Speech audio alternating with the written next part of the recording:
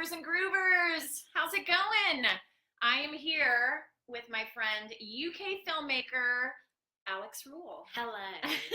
Thanks for having me. And she is a virtual reality filmmaker. And I am going to give you guys a couple minutes to kind of join in, and then we're going to dig in deep to talk about virtual reality with Alex. Really quickly, I'm going to do some housekeeping before we jump into VR. And I want to say, please come over and follow me on Instagram or Twitter. It's @GoodToGoPeace. And today I posted a little thing talking about how we're going to go live with Alex. And you are on Instagram, Alex Makes VR. Is that correct? Super simple. All right. So everybody should follow her and all that good kind of stuff. Hi, Shannon. Hi, Dana. So this is my friend Alex. So we're going to get into this, okay? Cool. So Let's do it. You're a virtual reality filmmaker. What is virtual reality, first of all? Good question. And here we go. And discuss. This spiel I've refined over the years, Yes. and it's still not very good. But virtual reality is, well, it's this basically. It's a headset that transports you to a different, I would say world. That sounds a bit cheesy, but it is, you know. I think world sounds good. Realm sounds a bit Lord of the Rings. Yeah. But it does Although take you to a quite different accurate. realm. It does. It does. It's amazing. You know, when I kind of first started a few years ago, I didn't really know anything about VR. It was still quite new, and it still is really new at the like very early stages of it. But basically, the difference, you know, between watching a film and actually experiencing it and feeling like you're there, that's kind of what virtual reality is. So so I make films, you know, much like you would see kind of traditional, you know, 2D flat films, we call them. But instead of like watching it in the little rectangle, it's like you stepped inside the story. Ooh, you experience it. Yeah. It's an immersive experience.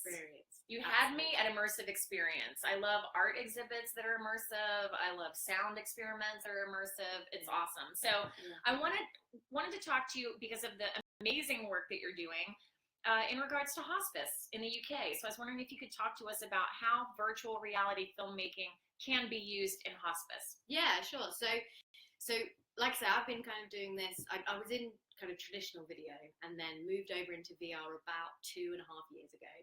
And about a year into that, a friend of mine actually was like, "Oh, you know, you're from Leicester, aren't you?" And I was like, "Yes, I am. Represent." Leicester, England, shout out. Leicester in the house.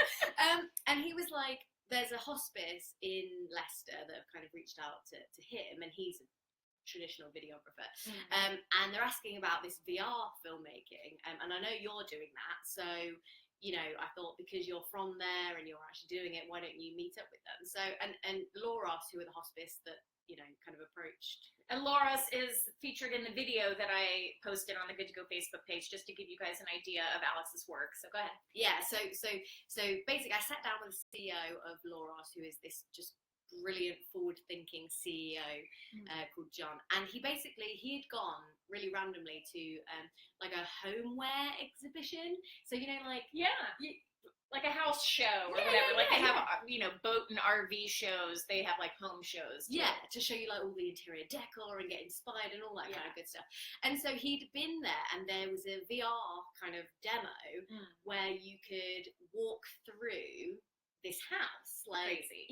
And like see what these different interiors would look like in this kind of 3D house, and so that got him thinking about it and how you could bring that into kind of hospice care, because obviously, you know, hospice patients are, you know, they're not necessarily always bedbound, but they are kind of, you know, they're usually restricted, of course, because they're nearing end of life. And so he was basically like, "Look, we want to do just like a local film.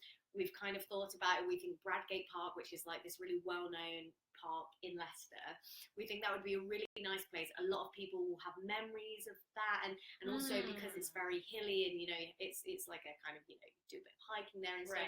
So chances are not super elder friendly, I would think of. Totally. But because it was in the local town, it's something that all of the locals had some experience with. And especially with their childhood, or, you know, maybe their babysitters or their moms would take them there or whatever. Definitely. And it even, awesome. And I think that goes right through all the generations, because even I remember, you know, being a kid and going to exactly. So, you know, if you're from Leicester, you kind of know that part. Right. And so it was over Christmas, and I was home. I wasn't living in Leicester at the time, but I was home for Christmas, and I thought, you know what? Yeah, let's give this a go. So we went out and we filmed this basically like walk around Bradgate Park. So great. Yeah, and you know, thought kind of not nothing of it, but was kind of like didn't really think about like the implication of making this film. Right. And then when we finished it, and we kind of, you know, put it on the headsets, and then they started showing it to patients. Well, that was just like, that was game changer, because, you know, again, it's like, you just don't think about it. Right. Why would anyone think about being on your deathbed and what visions you would like to look at? Yeah, you know? Exactly. And the beautiful thing about it was not only that they were like, oh, wow, it's, you know, it's like being there, but it started like these conversations between the patients, because they were like, I remember when I went to Bradgate Park, and blah, blah, blah. And so not only was it this great therapeutic experience, and it kind of allowed them to escape for, you know, for 5 minutes, but also then it triggered conversations. Right. And so from there, that was kind of like, wow. And so, yeah, so now I've kind of partnered with them on a permanent basis, and we're kind of making a catalogue of films. So we've just done one at the beach. That's like a common thing, you know, that people... Well, that's what I wanted to talk to you about too, because in this particular experiment, it was just going around the local town. And yet I, of course, am thinking of just bucket list type, you know, scenes. And having, you know, once my mom died, I then had to take care of my granny, who was in a nursing home, assisted living facility. And it was just a horrific place to go. And even though she wasn't actively dying, you know, she was there for 1.5 years, I think. So when she first checked in, you know, she didn't get out much. They didn't take the seniors anywhere for activities. And just to be able to put those on and to just take a trip to the beach, or to see a beautiful sunset in Hawaii, or whatever your kind of bucket list scenario is. And I do feel it almost always has something to do with nature. Yeah. I mean, the possibilities are endless. Well, because as well, it's kind of like, it is the ultimate form of escapism. You know, and so I think a lot of people, when they think about escapism, you know, if I could be on the beach in the Maldives right now, yes, I would. I know. As much Screw as Facebook Live in my living room now. Like, let's go to the Maldives. Yeah, I love it. So Dana says, I can see virtual reality would have a great tie-in with biofeedback, which would help with anxiety, memory, and movement. Totally. Dana's a smarty pants. Yeah, that's a very clever comment. Well, and because so basically, since that film, Loros have now, they're funding like an actual research project behind it to see the benefits of it. And the biggest kind of thing that we've seen is, not only is it, you know, something that is just quite therapeutic and in general decreases stress in patients, but also in some cases, like we've shown it to a number of motor neuron disease patients, who actually, you see physical kind of reduction in symptoms. Wow. Yeah, so they'll maybe like having a spasm, fit, and after a couple of kind of, you know, 20 seconds or so in VR, that subsides. And so it also has these clinical benefits. And obviously this isn't just in hospices, like they're doing amazing trials with like burn victims. Well, I was just going to say, any kind of pain management, anything that kind of can take your thoughts or your brain away from, this hurts, I'm going to die, you know, all of these like, you know, quote, negative feelings, I think could instantly be transmuted if you were transported to another place. Yeah. I mean, I was even thinking of something goofy, like, I don't know how you would film it, maybe with a drone or something, but I was like, you could even almost simulate heaven, you know, just like going up into the sky and seeing the clouds and whatever or something, you know, put on a little, you know, angelic soundtrack. Yeah, definitely. Dana says, I want a VR experience of winning the Kentucky Derby and beating Secretariat's record. Now that's really interesting, to try to like actually get into some kind of sporting event. I'm just thinking more nature, landscapes, horizons, you know, but it's funny because obviously, well, you know, about 5 years ago, when you said you were from Leicester, no one would really know where there was, but recently, because we won the Premiership, like football has been a big thing in our city. So one of the biggest things that keeps coming up is can you film a Leicester City match? Because there's loads of kind of gentlemen in the hospice care that they would love to go and like see a game. And actually you can get close to the action because you can put camera closer to the pitch than you would necessarily, you know, be sitting in a stadium. But maybe, wow, that's so interesting. So maybe could you have almost like, what are they called? I'm such a sports person. Not a real scrimmage match. I don't know what they're called in England. Almost like a pretend match. It doesn't count, but a friendly. A friendly, yes. I knew it was something. See, a friendly is a restaurant in America. It's called Friendlies. But anyway, so I was wondering if it was a match that didn't count, or even just a match for you specifically to shoot a VR match. You could actually put it on like the head guy or whatever to film it or something, and then it'd be like, okay, you're scoring the winning goal in the FA Championship or something like that. You're Ronaldo. Yes. And you're kind of, I mean, definitely. I think those kind of experiences will, because it's so new, obviously, you know, the beauty of it is that everything's up for grabs. Right? Whereas in the film and TV, it's kind of like, you know, everything's been done. Whereas in VR, everything's kind of new again. So it's only a matter of time before people do that. I mean, my big thing is, and this might be going slightly off topic, but I went to see Hamilton the other month, and I just thought, you know what, I loved it. I wouldn't necessarily pay to go and see it in the theatre again, but if I could have, I would totally have bought another ticket to watch it in VR. Yes. And I think, like, you know, again, for someone who's housebound or handicapped, or especially something like that, which, you know, I mean, it might go on tour, but it's in London. Yes. Anywhere else in the country, you're not going to have a chance to go and see that. No. So, you know, so it's almost like, I'm surprised that, you know, Make-A-Wish Foundation haven't started doing that kind of thing. Yeah. Where kind of physicality is the limitation. You can remove that with VR. Right. Oh my gosh, it's so amazing. Okay, so we're going to have a little demonstration. By Alex. It could go horribly wrong, but we'll try our best. Yeah, let's wing it. I was just saying to Amy that I actually just bought this headset yesterday. This is a new headset that was literally released yesterday. It's not even available in the UK, so I'm very glad I'm in the US. So yeah, let me just. I'm just getting familiarized with it. So let me just. Oh my gosh, I love it. So while you're doing that, I'm just going to let people know, again, I'm with UK filmmaker Alex Ruhl. She's a virtual reality filmmaker. And we already explained what virtual reality is. And we're just talking about how can VR be used in hospice situations. And also, after we get this demonstration done, we're going to talk about what kind of sound do you want to listen to if you were dying in a hospital. What kind of, and we talked a little bit about Sonic Will last week because of that ambient musician who did an amazing TED Talk. And what do you want to see? What would you want to see as you lay dying? And so that's what we're talking about today. So go ahead. Okay, so now we're like trying this out. So when you put it on, you're gonna see basically like a thumbnail. So this is the park video. Okay. And so you'll see a play button and a blue dot. All you need to do is just line your vision up with the blue dot. Okay.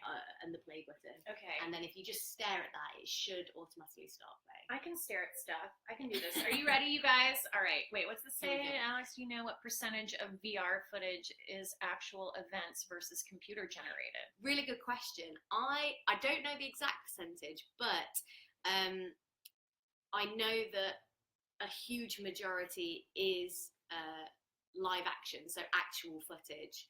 And actual events, just because of the popularization of 360 cameras, which are quite easy to use, like a Samsung Gear, which is like a kind of tiny little camera that you can port straight to a headset like this. But there also is a lot of computer generated stuff, just because the computer generated stuff is a lot higher quality than what we can currently do in. It just went out. Action. Oh, okay. What do you see? I heard a little dot. I see black. Nothing. It just went boop, and then I don't see anything. But before, it had something on there. What can you see now? Nothing. It's just black. Let me have a look. Do you want to take it? Oh, yeah. Sorry. That's the only problem with this. When it goes wrong. Look at what I'm looking at. It goes wrong. Okay. Got it? Regime. Okay. Let's try again. Okay, we're going to try this again, you guys. Let's do this. Making myself look this is real so good right No. This is so professional. It's hard to do with glasses.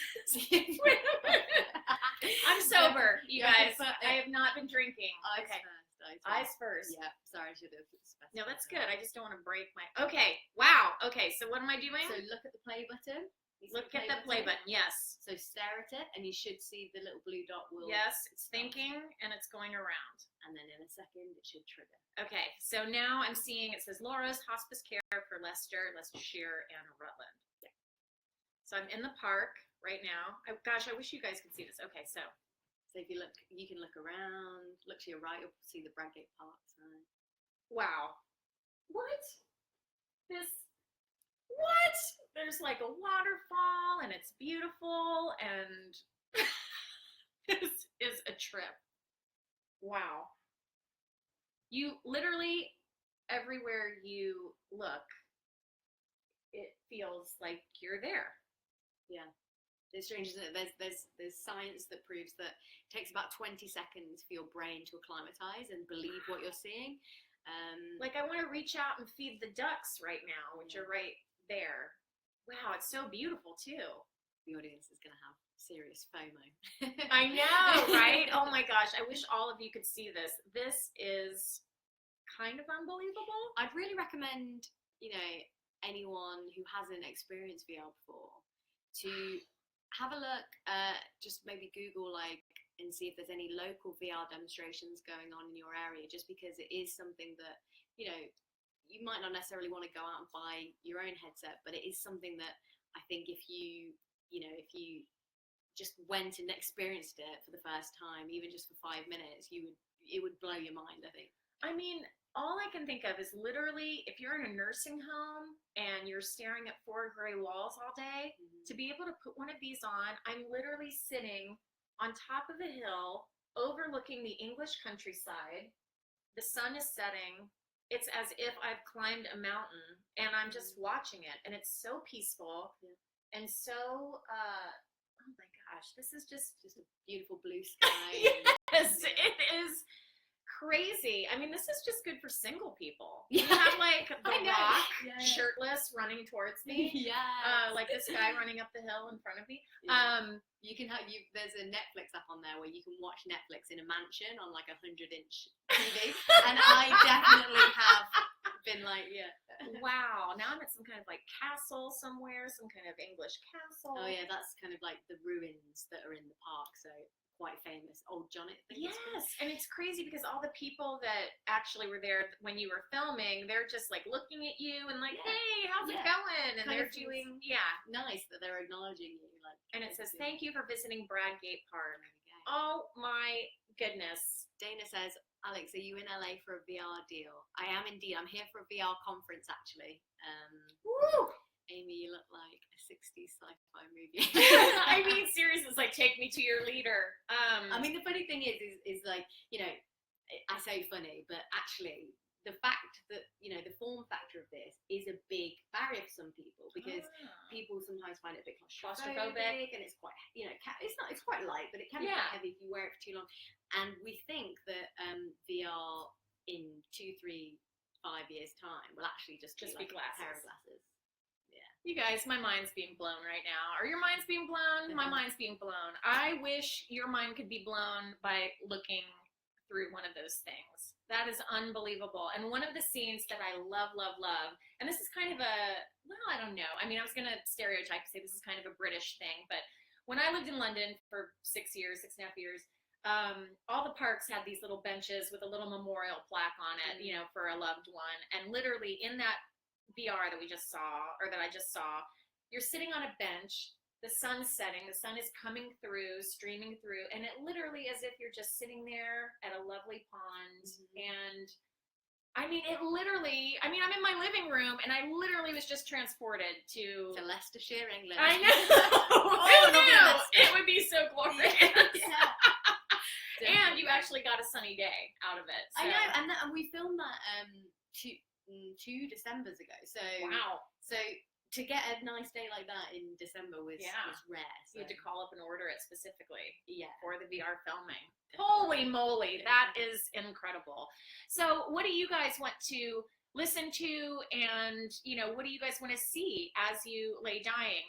There's a question in the Good to Go Advanced Death Care Directive in the Good to Go Departure file at a party, and I always mention this. It says, what words of comfort would you like to hear as you lay dying? And my dad, who came to a Good to Go party a year before he died, said, how about I'm not friggin' dying? That's what I want to hear. And I'm like, good point, Dad. Excellent point. Yeah. But think about what you would want to see and what you would want to hear. It's something that I didn't even think about. We were just talking about this before we went live. It's just like, death. I'm the death person. I think about death all the time. I teach death. All this deathy stuff. And it didn't even occur to me, like, what I want to see and what I want to listen to. It's unbelievable. And I was thinking about, I'm going to get to your question, Dana, in a sec, but I was thinking about if I had known about a sonic will, or if I had been conscious of that kind of, the necessity of having something comforting, whether you're looking at it or listening to it. When my dad was in the hospital, when he was in the ICU, I wish I would have, he was a big fisherman. I wish I could have Googled some sort of fishing sounds, the gentle waves lapping up against the boat, the sound of a slow cast and reeling it in, and the sound of the ducks or the loons, and anything to do with fishing and the tranquility and the peace that you feel. I would have loved to have played that for my dad. Or if you were a baseball player, having the sounds of a baseball stadium. Anybody who's been to a baseball game in America knows there is a certain unique sound quality in a ballpark. And when you're listening to the match on the radio, it instantly comes across. And so I wish I would have thought to play ball game sounds for my dad. So it's just another level of control of you being able to express what you want.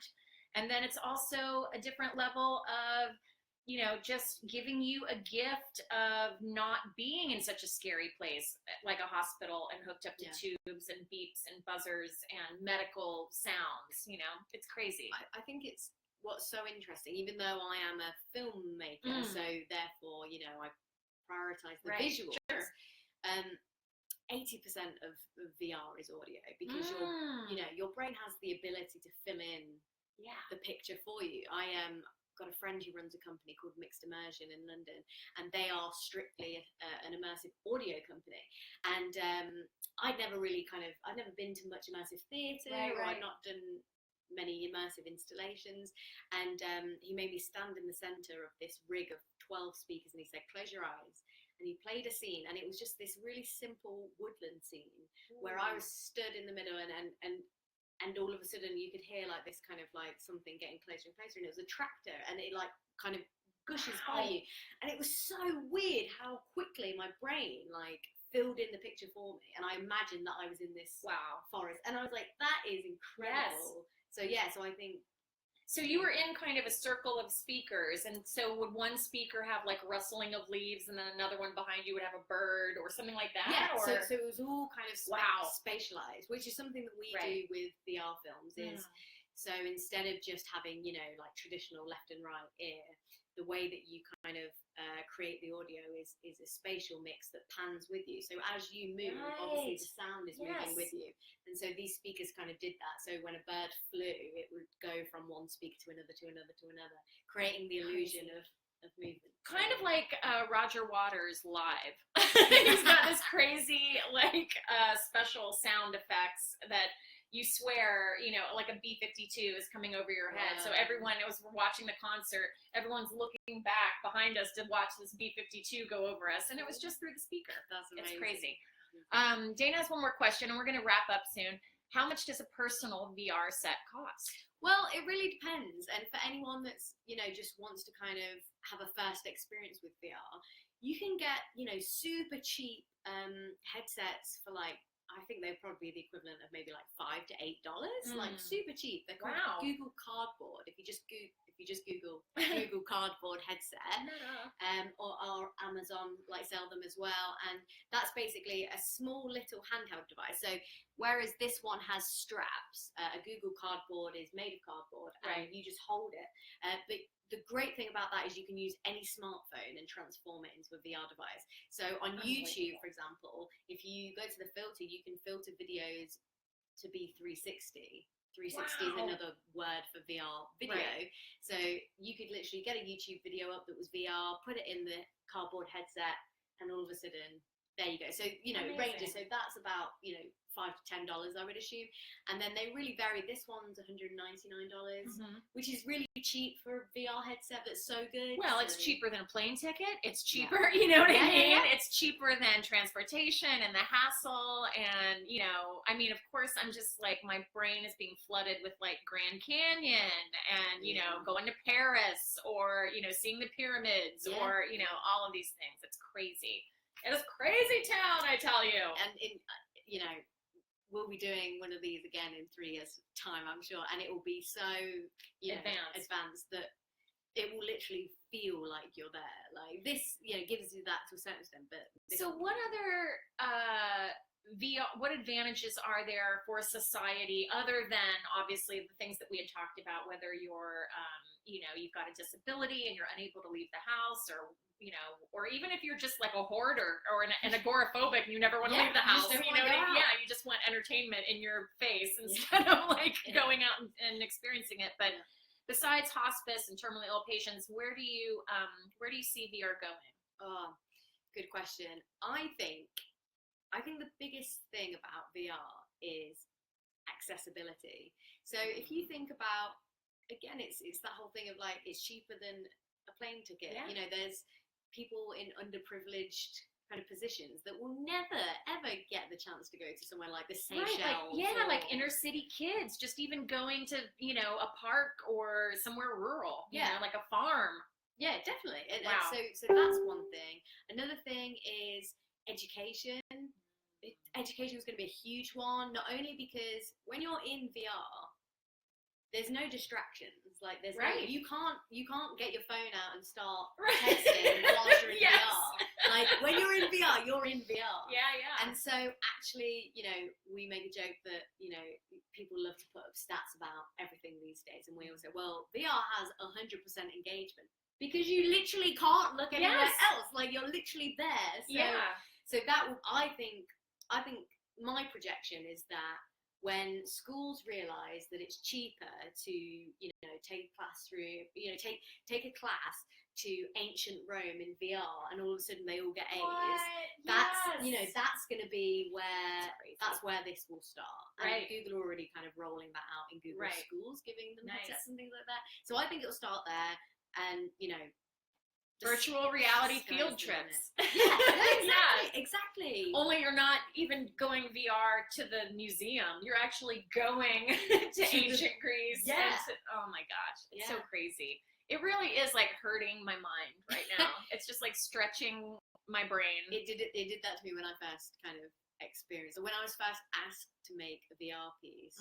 At the time I didn't know what that was, and I did extensive Googling, and weirdly there wasn't that many kind of results for like which is terrifying. Like I know, right? Google how to make a VR film, and it's like when do you have to? There's no search results.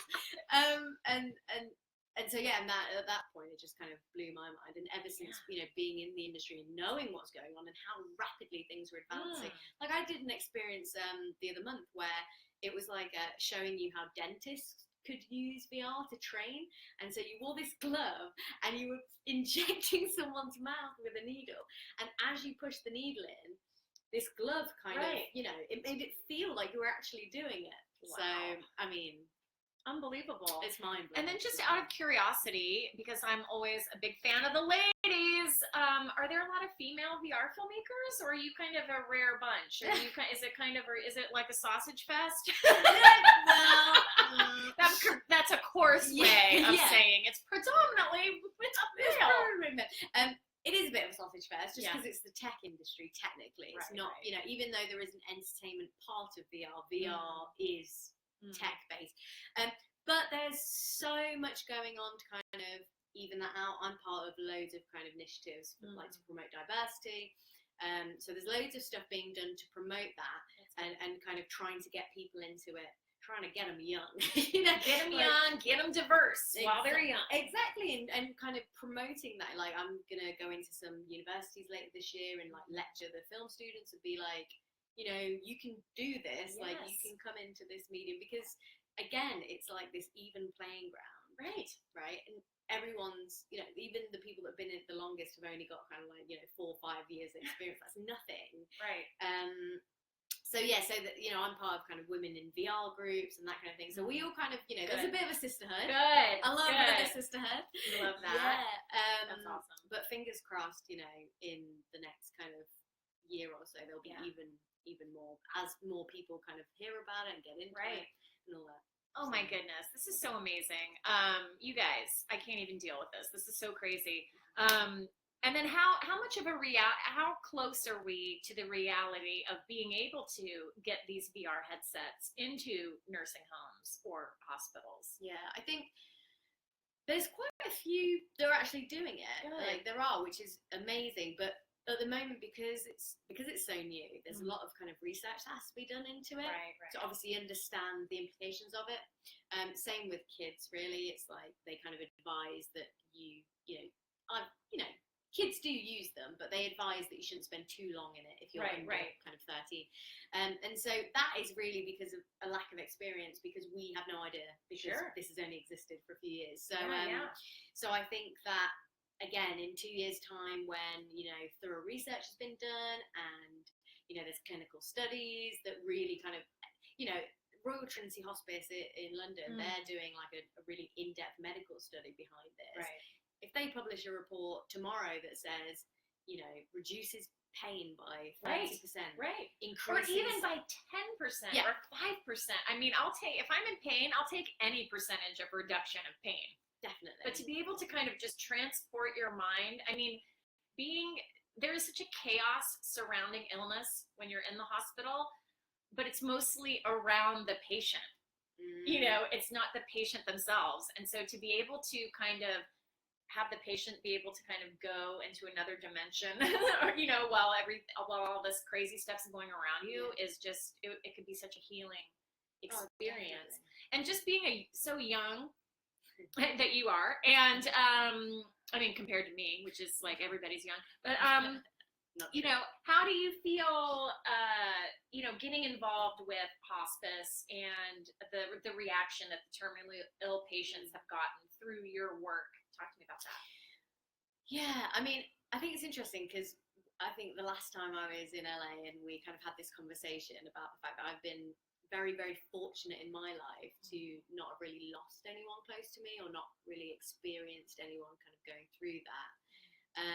And so when I kind of first started working in the sector, I was really kind of quite, well, first naive as to, like I said, you know, I went into the filmmaking process just like, no, it's just another for a good cause. But to me, another gig. Exactly. I didn't really realize what the impact was going to be until I finished it, and then it was kind of implemented. So that was like huge.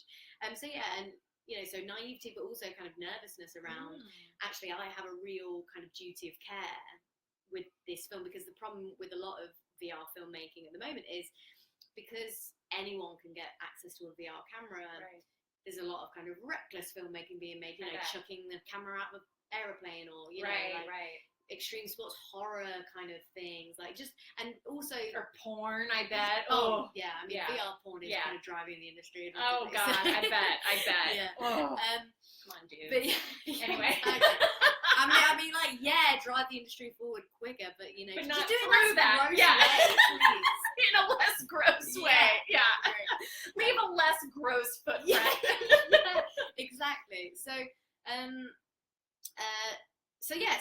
I think I kind of went into it thinking, actually, I've got to really now understand the kind of psyche of someone who's going to be experiencing this, because all of a sudden, you know, it's not 27-year-old kind of like frolicking through the park. It's someone that has been ill for a long time, who, you know, hasn't been there, might have like an emotional kind of reaction. Yes, who's reliving a memory or connecting maybe to their dead parents because they walked, you know, them through the pond and fed the ducks. I mean, it's deep. And then so exactly, shit gets deep. It got real deep. And so when I started to like think about that side of things, and you know, thinking about even just on a technical point of view, 360 directors at the time that I kind of made that film were very, let's just put stuff everywhere because it's 360. Sure. So I want you to be able to look all around. Yeah, actually, I have to kind of strip that back and think, well, hang on a second. Most people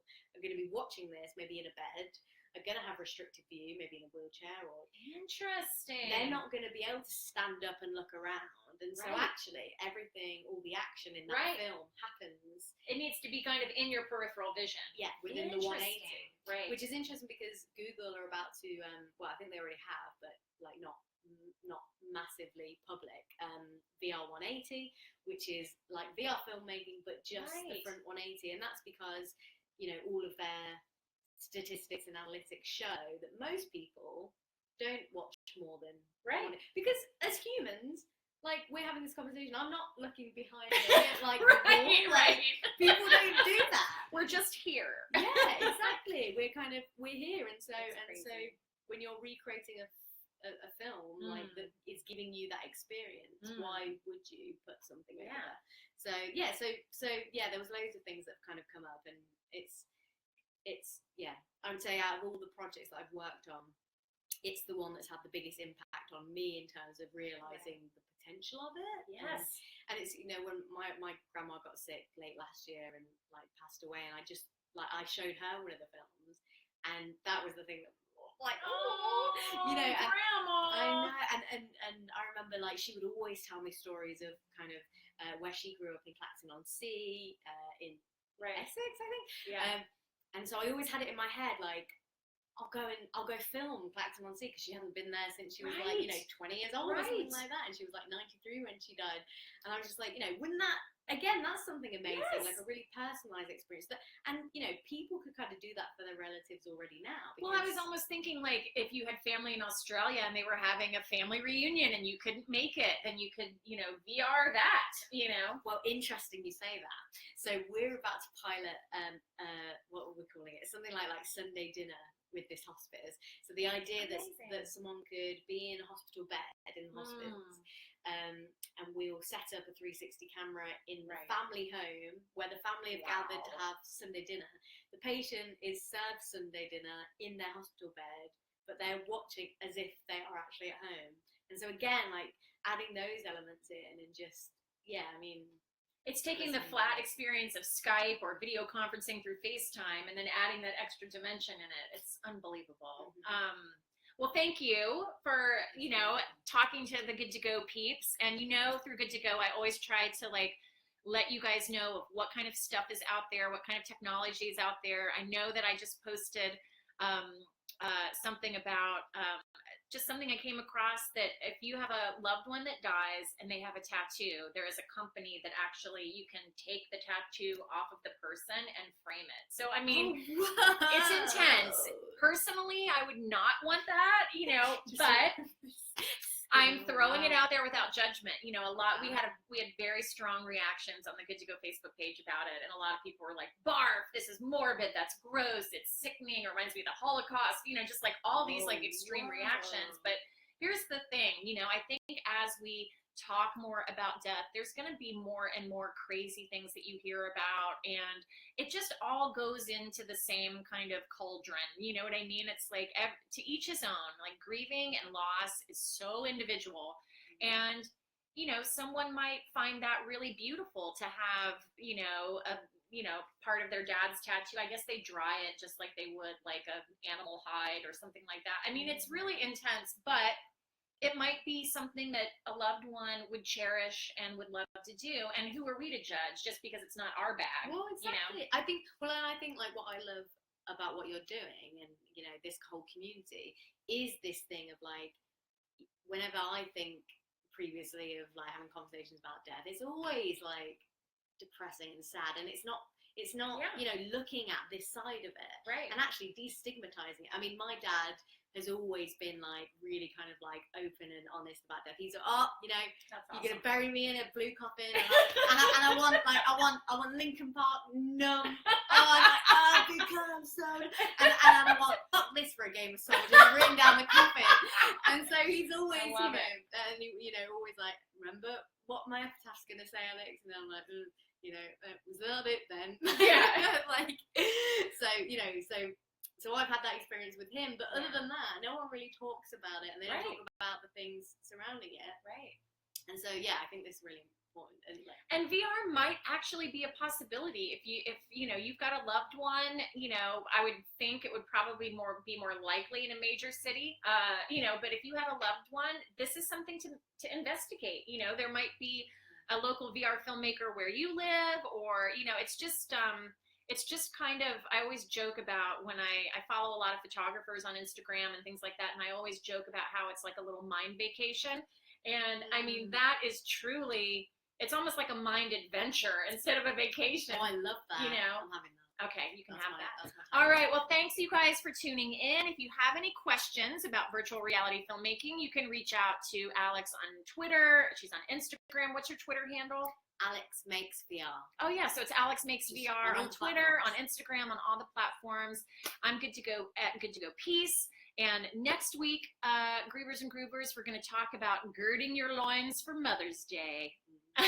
Because I don't know about you guys, but you know, my mom's dead and I'm getting all these emails about like, take your mom out for Mother's Day, and I'm like, yay, I want to kill myself. But anyway, hang in there. Yeah.